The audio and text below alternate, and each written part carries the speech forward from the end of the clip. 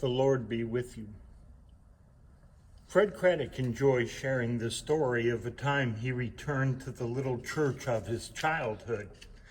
He had not visited there in many years, and walking into the sanctuary, he was surprised to discover that they had purchased new stained-glass windows. Inscribed at the bottom of each window was the name of the donor, but to his dismay, Craddock was not familiar with any of them. "You must have had a good many people join this congregation since I was a boy," Fred remarked to a woman after the worship service, "because I don't recognize a single name." "Oh, those people aren't members here," the woman replied. "This town hasn't grown a bit since you were a child, and for that matter, neither has our church." "Then how did you get these beautiful windows?" "Well, it's kind of an interesting story," she said with a smile. "You see, they were made by an Italian company for a church in St. Louis. Unfortunately, when they arrived, none of them fit. The company apologized, of course, and said they would make new windows, but they were too expensive to ship back. And so the company told the church in St. Louis to sell them wherever they could. We bought the windows from them." "But don't you want to remove those names?" asked Fred. "We thought about it," the woman explained. "We even discussed it at the board meeting. We're just a little church, you know. Not many of us here, never any new people. So we finally decided that it was important for us to remember all these folks we'll never meet, through whom the Lord is working in ways we will never know." Christians all over the globe at this very minute are working in the service of God. I'm thinking about the Red Horse Squadron, a squadron I served as chaplain while in South Korea. These were some of the rudest, crudest men I have ever met. They would get into actual fistfights with each other just because they got bored.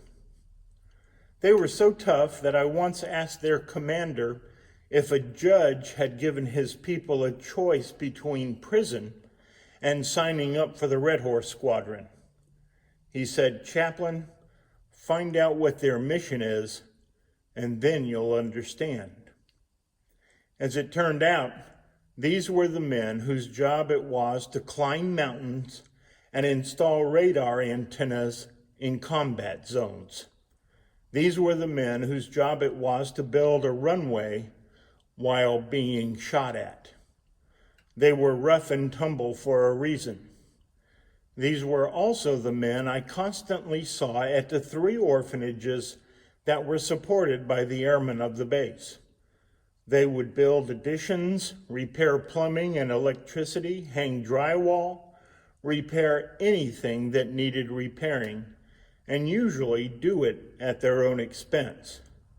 And with the children, these men were as gentle as lambs. They had hot dog and hamburger cookouts with them.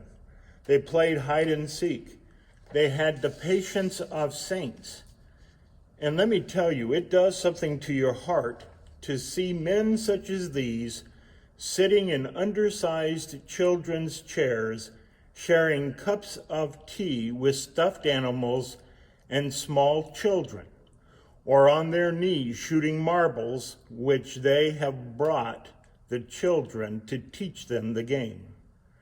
People through whom the Lord was working in ways they didn't even know.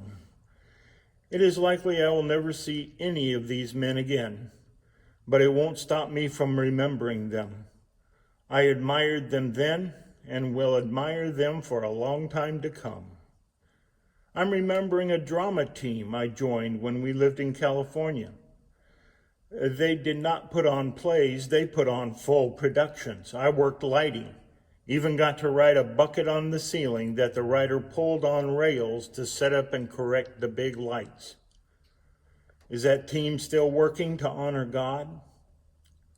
I'll never forget a Good Friday reenactment we did in Chester. People painted backdrops, sewed outfits from scratch that were amazing, memorized the lengthy parts. It was incredible. It was one of my favorite memories of ministry. Are those people glorifying God today? People through whom the Lord is working in ways we will never know? I have so many memories. So many people all across the world are giving their lives to God in so many ways and doing it every day. What a beautiful thought. What today brings, whatever it is, it's a beautiful thought. Amen.